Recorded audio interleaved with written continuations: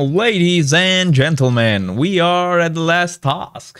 I don't know what I'm trying to do. I'm at the last task inside the burp suit, the basics. Task number 15, the conclusion. Congrats on complete the burp basic room. You now have a solid understanding of the burp suit interface, configuration options, and the burp proxy. These skills will be essential as you continue your journey in web and mobile application pen testing. For further enhancing your skill, I encourage you to practice and experiment with burp suit, exploring its features, trying different configurations, and familiarize yourself with its various tools.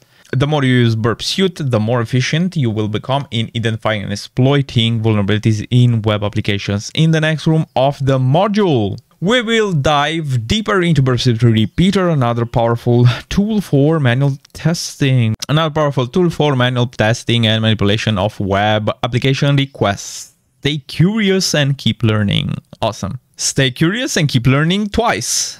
Answer the questions below. I understand the fundamentals of using burp suit. Yes.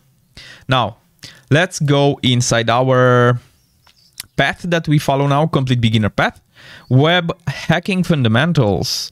We see that the burp suit repeater is not the next room that we do. It's actually a WASP top 10, which is extremely important. And that's next.